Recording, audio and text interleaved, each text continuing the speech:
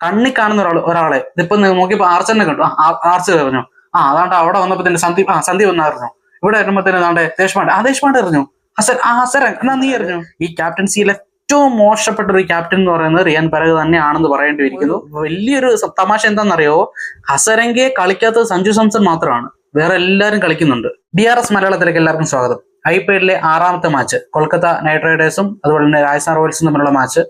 അങ്ങനെ രാജസ്ഥാൻ റോയൽസ് 2ാമത്തെ മത്സരത്തിലും തോറ്റിരിക്കുകയാണ്.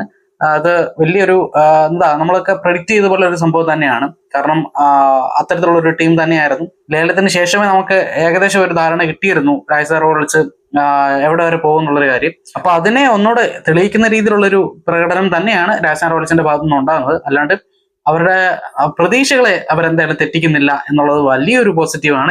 എനിക്ക് തോന്നുന്നു അത്തരത്തിലുള്ളൊരു പോസിറ്റീവ് മാത്രമേ അവർക്കുള്ളൂ എന്ന് തന്നെയാണ് എടുത്തു പറയേണ്ട ഒരു കാര്യം. ഇവിടെ നോക്കുക, ബർസാപാര സ്റ്റേഡിയത്തിൽ 200 റൺസാണ് ആവറേജ് സ്കോറായിട്ട് വരുന്നത്.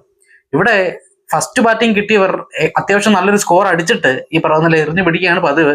എങ്കിലും അത് പറയാൻ പറ്റില്ല, കാരണം ആരാണെങ്കിലും അടിച്ച് ജയിക്കാന്നുള്ളൊരു സാഹചര്യമാണ്. കാരണം അത്തരത്തിലുള്ളൊരു ബാറ്റിംഗ് പിച്ച് തന്നെയാണ്, ഒരു T20 ക്രിക്കറ്റിന് അനുയോജ്യമായിട്ടുള്ള ഒരു ബാറ്റിംഗ് പിച്ച് തന്നെയാണ് ഈ പറയുന്ന പോലെ ബർസാപാര സ്റ്റേഡിയത്തിൽ ഒരുക്കിയിരിക്കുന്നത്. അപ്പൊ അതുകൊണ്ട് തന്നെ അവരുടെ ഹോം ഗ്രൗണ്ട് കൂടിയാണ്, 2 ഹോം ഗ്രൗണ്ട് ഉണ്ട്. അതിൽ ഒന്നാണ് ബർസാപാര സ്റ്റേഡിയം രാജസ്ഥാന്റെ. അപ്പം അവിടെ 200 റൺസ് ആവറേജ് വരുന്നിടത്ത് 200 പോട്ടെ 170 റൺസ് പോലും എടുക്കാൻ ഈ പറയുന്ന രാജസ്ഥാൻ റോയൽസിന് കഴിഞ്ഞിട്ടില്ല.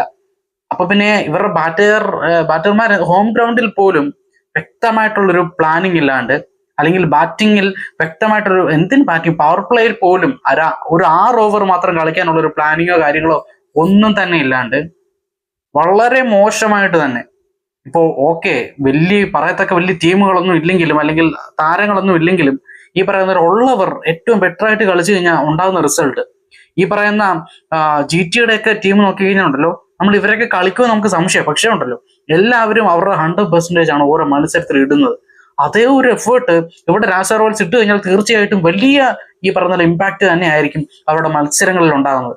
അപ്പൊ ഇവിടെ തന്നെ പവർ പ്ലേ തന്നെ നോക്കി കഴിഞ്ഞാൽ വളരെ മോശമായിട്ടുള്ളൊരു ആരടിക്കണം, ആര് കളിക്കണം, എങ്ങനെ കളിക്കണം, ഏത് ഷോട്ട് കളിക്കണം, ഏത് ബോള് കളിക്കണം, ഒരു ധാരണയില്ലാണ്ട് എന്തൊക്കെ കാണിച്ചു കൂട്ടുന്ന പോലുള്ളൊരു പവർ പ്ലേയിലുള്ളൊരു ഒരു പവർ പ്ലേയെ സമീപിക്കുന്ന ആ ഒരു രീതിയിൽ ആർക്കും ഒരു ധാരണ ഇല്ലാണ്ടുള്ള രീതിയിലാണ് ഇത് ചെയ്യുന്നത്. ഇത് പോരാഞ്ഞിട്ട് ഈ പറയുന്ന പോലെ ബാറ്റിംഗ് ഓർഡറിൽ ഈ പറയുന്ന പോലെ ചേഞ്ചസുകൾ, അനാവശ്യമായിട്ടുള്ള ചേഞ്ചസുകൾ വരുത്തുന്നത്, അതിൽ ഏറ്റവും മുന്നിട്ട് നിൽക്കുന്നത് രാജസ്ഥാൻ റോയൽസ് ടീമാണ്. അനാവശ്യമായിട്ട് ബാറ്റിംഗ് ഓർഡറിൽ ചേഞ്ചസ് വരുത്തുക എന്നുള്ളത്. ഈ പറയുന്ന പോലെ 3rd വിക്കറ്റിന് ശേഷം ധ്രുവ ജൂറലിനെ ഇറക്കാണ്ട് ഒരു കാര്യമില്ലാണ്ട് ഹസരംഗയെ പോയി ഇറക്കി. ധ്രുവ ജൂറൽ അത്യാവശ്യം നല്ല ടച്ചിൽ നിൽക്കുന്ന സമയമാണ്. ആദ്യത്തെ മത്സരത്തിൽ അദ്ദേഹത്തിന്റെ ഇന്നിങ്സ് ശരിക്കും പറഞ്ഞാൽ നമ്മളെല്ലാം ഞെട്ടിച്ചു. അത്രയും നല്ല ടച്ച് നിൽക്കുന്ന ഒരാളെ ഇറക്കാണ്ട് അവിടെ ഹസരംഗി കൊണ്ടിറക്കി. ഒരു കാര്യമില്ലാണ്ടുള്ളൊരു മൂവ്. ഈ ജൂറലിന് കുറച്ചുകൂടെ നേരത്തെ വന്നു കഴിഞ്ഞാൽ കുറച്ചുകൂടെ ബോൾ കളിക്കാൻ കഴിയുകയും, മീൻസ് ഇനിയിപ്പോ ബോൾ കളിക്കാൻ ഇല്ലെങ്കിലും അദ്ദേഹം ബെറ്റർ ആയിട്ട് കളിക്കുന്ന ഒരാളാണ്. അപ്പൊ അവിടെ ഒരു സിറ്റുവേഷനിൽ അടുത്തൊരു വിക്കറ്റിലോട്ട് നയിക്കാണ്ട് നല്ലൊരു പാർട്ട്ണർഷിപ്പിലോട്ട് പോകാനാണ് നോക്കേണ്ടത്. പക്ഷെ അവിടെ എന്തിനോ ആവശ്യമില്ലാണ്ട് ഹസരംഗി എടുത്ത് കൊണ്ടിറക്കി ആ വിക്കറ്റോടെ പോയി. അപ്പൊ നോക്കുമ്പോൾ രാജസ്ഥാൻ 4 വിക്കറ്റ് ഡൗൺ ആയി. അപ്പൊ അതിനകത്ത് ഈ പറയുന്ന ഒരു ഇമ്പാക്ട് ഉണ്ട്. നമ്മൾ നോക്കുമ്പോൾ 4 വിക്കറ്റ് പോയി, ഇനി കുറച്ച് ശ്രദ്ധിച്ച് കളിക്കാം. അതുകൊണ്ടല്ലേ ആ സ്കോർ കുറയാൻ കാര്യം.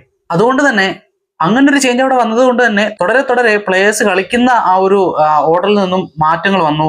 അനുസരിച്ചിട്ട് അവരുടെ ബാറ്റിംഗ് ശൈലിയിൽ മാറ്റങ്ങൾ വരുത്തേണ്ടി വന്നു. അത് വളരെ ഒരു നെഗറ്റീവ് തന്നെയാണ്. ആവശ്യമില്ലാണ്ട് ഈ ചേഞ്ചസുകൾ വരുത്തുന്നത് വളരെ നെഗറ്റീവ് ആയിട്ടുള്ള ഒരു കാര്യം തന്നെയാണ്. അല്ലെങ്കിൽ അതുപോലെ ഇമ്പാക്ട് ഉണ്ടാകണം. ഇത് അതുമില്ല, ഒന്നുമില്ല. ഈ പറയുന്ന യാതൊരുവിധ യൂസും ഇല്ലാണ്ട് മൊത്തത്തിൽ താളം തെറ്റിക്കുന്ന രീതിയിലുള്ളൊരു കാര്യമാണ് അനാവശ്യമായിട്ടുള്ളൊരു ഈ പറയുന്ന ബാറ്റിംഗ് പ്രൊമോഷൻ കൊടുക്കുക എന്നുള്ളത്. കൂടുതൽ പ്രഷറിലോട്ട് പോകാന്നല്ലാണ്ട് അവിടെ മറ്റ് യാതൊരുവിധ പ്രയോജനവും അതിൽ നിന്നും ഉണ്ടാകുന്നില്ല. അപ്പൊ കുറച്ചുകൂടെ ധ്രുവൽ ജൂറലിന് കുറച്ചുകൂടെ നേരത്തെ എത്തിയാൽ അത് ഏറ്റവും നല്ല ബെറ്റർ ആയിട്ടുള്ളൊരു കാര്യം തന്നെയായിരിക്കും. കാരണം ഇപ്പോഴത്തെ അവരുടെ ഈ പറയുന്ന പോലെ മധ്യനിരയിൽ ഏറ്റവും നന്നായി നമുക്ക് ട്രസ്റ്റ് ചെയ്യാൻ പറ്റുന്ന ഒരു താരമാണ് ജൂറൽ. ഇപ്പം അങ്ങനെ ഒരു ബാറ്റിംഗ് ഓർഡറിൽ താളം തെറ്റി ഇറങ്ങിയത് കൊണ്ട് തന്നെ അദ്ദേഹത്തിന് വേണ്ട രീതിയിൽ പെർഫോം ചെയ്യാൻ കഴിഞ്ഞിട്ടില്ല. ധ്രുവ ജൂറൽ എടുത്തിരിക്കുന്നത് 28 ബോളിൽ 33 റൺസാണ്. 28 ബോളിൽ ഒന്ന് നോക്കുക. അത്രയും സ്ട്രൈക്ക് റേറ്റ് കുറവായിട്ടുള്ള രീതിയിലാണ് കളിച്ചിട്ടുള്ളത്. അതുപോലെ തന്നെ ഈ പറയുന്ന ഹെറ്റ്മേറിനെയൊക്കെ കുറച്ചുകൂടെ, ആകെപ്പാടെ ഹെറ്റ്മേർ കളിച്ചിട്ടുള്ളത് വെറും 8 ബോളാണ്. കുറച്ചുകൂടെ നേരത്തെ ഹെഡ്മേറിനെ ഇറക്കിയാൽ അത് വളരെ യൂസ്ഫുൾ ആവും. ഹെഡ്മേറിനെ കുറച്ചുകൂടെ യൂസ് ചെയ്യുക, കുറച്ചുകൂടെ ഉപയോഗിക്കുക. അതുപോലെ തന്നെ ഈ റിയാൻ പരാഗ് ഈ പറയുന്ന പോലെ വൺ ഡൗൺ ഇറങ്ങുന്നത് ഒരു നല്ല ഡിസിഷൻ ആയിട്ട് എനിക്ക് തോന്നുന്നില്ല. ഞാൻ പറഞ്ഞിട്ട് ധ്രുവ ജൂററിനെ ഈ പറയുന്ന പോലെ വൺ ഡൗൺ ആയിട്ട് ഇറക്കുകയും അതിനുശേഷം ഹെഡ്മേറിനെ ഇറക്കുകയും, കാരണം അവിടെ ഒരു ലെഫ്റ്റ് ആൻഡ് റൈറ്റ് കോമ്പിനേഷൻ വരികയും അതിനുശേഷം റിയാൻ പരാഗ് ഇറങ്ങുന്നതാണ് കുറച്ചുകൂടെ ബെറ്റർ ആയിട്ടുള്ള ഒരു കാര്യം എന്നാണ് എനിക്ക് തോന്നുന്നത്. നിങ്ങൾക്ക് എങ്ങനെയാണ് തോന്നുന്നത് എന്നുള്ള കാര്യം തീർച്ചയായിട്ടും നിങ്ങൾ കമന്റിൽ രേഖപ്പെടുത്തുക. അപ്പൊ അത്രയും മോശമായിട്ടുള്ള ഒരു ബാറ്റിംഗ് ഓർഡറിലെ ചേഞ്ചസുകൾ വരുത്തുന്നത് തന്നെ ഈ പറയുന്ന പോലെ തോൽവിയുടെ ഒരു പ്രധാന കാരണമാണ്.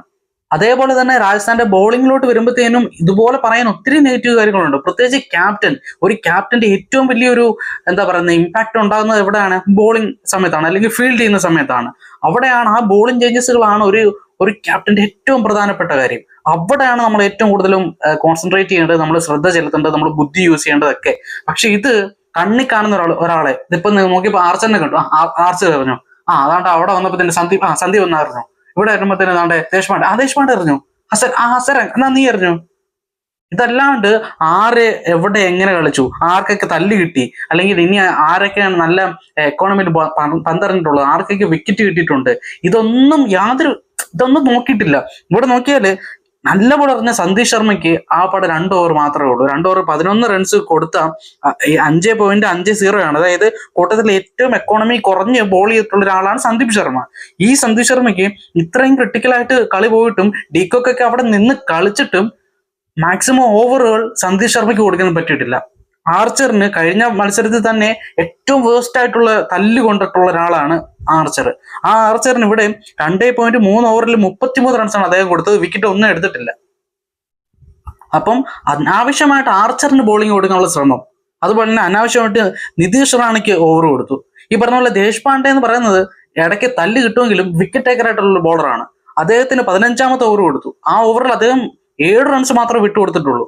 അതിനുശേഷവും ദേശ്പാണ്ഡെക്ക് ഓവറില്ല, അതിനുശേഷവും സന്ദീപ് ശർമ്മയ്ക്ക് ഓവറില്ല. എന്താണിത്? പരാഗ് തന്നെ ഈ പറയുന്ന പോലെ നോക്കണം. ഹസരംഗ ഇവിടെ ഏറ്റവും പ്രധാനപ്പെട്ട ഒരു കാര്യം, ഒരു വലിയൊരു തമാശ എന്താണെന്നറിയോ?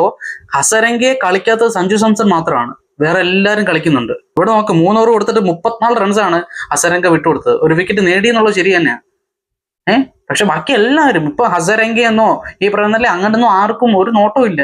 പിള്ളേരൊക്കെ വെച്ച് കീച്ചുക. ഇത് ഹസരംഗയെ പേടിച്ചിട്ട് ഹസരംഗയെ കൊണ്ട് ടീമിലിട്ടു എത്തിച്ചു, അങ്ങനെയാണല്ലോ പൊതുവെ പേര് വെപ്പ്. അതായിക്കോട്ടെ, എന്ത് വേണമെങ്കിലും ആയിക്കോട്ടെ. പക്ഷെ സഞ്ജുവിന് മാത്രമേ ഉള്ളൂ ഹസരംഗയെ കളിക്കാൻ ബുദ്ധിമുട്ട്, ബാക്കി എല്ലാവരും നല്ല സിമ്പിൾ ആയിട്ട് കളിക്കുന്നുണ്ട്. ആ ഹസരംഗ 3 ഓവറിൽ 34 റൺസ് കൊടുത്തു. അപ്പൊ അവിടെ അടി കിട്ടിയെങ്കിൽ അവിടെ അടി കിട്ടാത്ത ബോളറുണ്ട്. ദേശ്പാണ്ഡെക്ക് ഓവർ കൊടുക്കാം. 15ാമത്തെ ഓവറാണ് ദേശ്പാണ്ഡെക്ക് കൊണ്ട് എറിയുന്നത്. ക്രിട്ടിക്കൽ സ്റ്റേജ് 30 ബോളിൽ 34 റൺസ് മതി, അത്ര മതി. ആ ഒരു റേഞ്ചിൽ വരുമ്പോഴാണ് ദേശ്പാണ്ഡെക്ക് ഓവർ കൊടുക്കുന്നത്. പവർ പ്ലേയിൽ ഒരു ഓവർ കൊടുക്കാം, മധ്യ ഓവറുകളിൽ ഓവർ കൊടുക്കാം ദേശ്പാണ്ഡെ, കാരണം വിക്കറ്റ് ടേക്കർ ആണ്. മനസ്സിലായോ?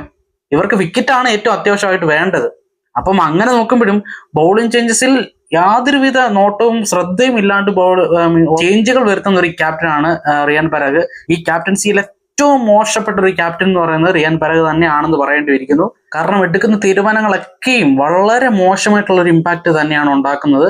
അപ്പം ആ കളിക്കളത്തിൽ തീർച്ചയായിട്ടും കുറച്ചുകൂടെ ഈ പറയുന്ന കാര്യങ്ങളിലൊക്കെ ശ്രദ്ധ റിയാൻ പരാഗ് കൊണ്ടുവന്നില്ലെങ്കിൽ നല്ല രീതിയിൽ ഇവര് ആദ്യം തന്നെ പുറത്താകുന്ന ടീമാകും എന്നുള്ള കാര്യത്തിൽ ഈ പറയുന്ന കൊൽക്കത്തയും പറയുന്ന വലിയൊരു ടീമൊന്നുമല്ല. പക്ഷെ ആ കൊൽക്കത്ത പോലും വളരെ സിമ്പിൾ ആയിട്ട് തന്നെയാണ് അടിച്ചെടുത്തത്. അതിനകത്ത് ഡീകോക്കിന്റെ കാര്യം പ്രത്യേകിച്ച് എടുത്ത് പറയണം. വളരെ മികച്ച രീതിയിലാണ് ബാറ്റ് ചെയ്തിട്ടുള്ളത്. സിമ്പിളായിട്ട് 17.2 ഓവറിലോ കളി കഴിഞ്ഞു. ഒരുപക്ഷെ കൊൽക്കത്തയുടെ ഹോം ഗ്രൗണ്ട് പോലെയാണ് അവർ കളിച്ചത്. അവിടെ പോലും യാതൊരുവിധ ധാരണയോ ഒരു എത്തും പിടിയില്ലാണ്ടാണ് രാജസ്ഥാൻ റോയൽസ് ടീം തന്നെ കളിച്ചത്. എനിക്ക് തോന്നുന്നു ഇവരുടെ ഒരു നല്ലൊരു പ്ലേയിങ് 11 തന്നെ ഉണ്ടാക്കി എടുക്കാൻ വേണ്ടിയിട്ട് തന്നെ ഇവർക്ക് പകുതി മത്സരങ്ങൾ എടുക്കേണ്ടി വരും. നല്ലൊരു സ്ക്വാഡ് 11 എങ്ങനെയാണ് നല്ലൊരു പ്ലേയിങ് 11. നമുക്ക് എന്തായാലും അടുത്തൊരു മത്സരത്തിന്റെ മറ്റൊരു റിവ്യൂ ആയിട്ട് വീണ്ടും കാണാം.